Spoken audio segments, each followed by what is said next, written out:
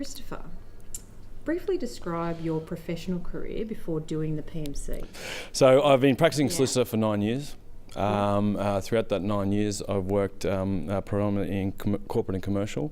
I started out in a general practice, which in my view, gave me the foundations to become the lawyer that I am today, and enabled me to have the confidence to make that step into owning my own firm. So I guess that's my history over the past 8 years. In terms of what I'm doing now is bringing corporate and commercial work into the space of not-for-profits. So I do a lot of corporate advisory work, and it's a really prominent time for those sorts of areas because government funding's reduced. People are looking for private funding. So like the discussions we've had in the PMC about marketing and marketing strategies, those elements are all being applied to the not-for-profit sector. So all these things are very relevant issues across a broad spectrum of businesses. So I guess that's where I'm at the moment, and so that brings me today. Yeah, excellent. So tell me, what are the 3 key takeouts from the PMC? Look, if I was to sum up the PMC in three words, which really doesn't give it justice, I'd say a strategic business implementation would be the words that I'd use. Essentially, the course in and of itself has provided me with the platform to realise that myself as a lawyer is not somebody who is necessarily born with business acumen. I mean, there's high regard needs to be given to lawyers in obtaining that degree, but whether or not that translates into the business environment is another thing. Now, the PMC course has really taught me to look at marketing, to look at strategies, to be able to implement those strategies in an effective way to make my business a success.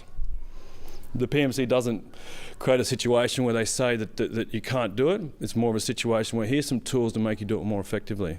And so what's happened over time is that lawyers have gone out there and they've thought, well, we can open our doors, our business, and expect people to come in, like the medical profession. And essentially, the way that I look at it is, it's not like that anymore. I mean, times have changed, and so it's more about, I guess, looking at it as a product, and not that takes away from what it is and the profession in and of itself, but it's something that needs to be marketed and needs to be presented in the form in which it's currently in. Mm-hmm. And what do you think the best thing was about the PMC? I think just an understanding about it's very hard to create a business course into the short space of time that the PMC runs for. However, the way that it was done enabled me to make more inquiries and to, I guess, investigate those areas a bit further. I mean, even though there was a plethora of information that was given to me, those areas were things that I probably wouldn't have thought of. And I know that other states don't do it, and I'm not sure why they don't. And since completing the PMC, have you gone back to any support materials or used any of the services? Yeah, look, I can't speak highly enough of Giles. Giles has been somebody who I have called up on occasions. I was working through a transition from a previous employment arrangement to my own firm. That can have with it its pitfalls, and Giles was always willing to talk to me and always willing to discuss any matters that may have been of concern. And so I have been able to use him as a source of information for that transition. Excellent. Yeah. Tell me, Christopher, what are the 3 key takeouts from the PMC? So if I could sum up in 3 words, it would be strategic business leadership. So with those 3 takeouts, just expand a little bit on each one. Okay.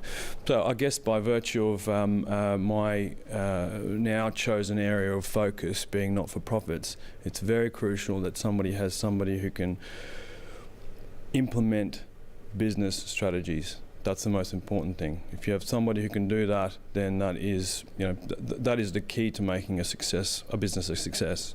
And so I guess what happens here is that we're the implementers, and Giles and the team gives us the tools to be able to put that into practice. So if I'm expanding on those elements, then that's probably what I'd say.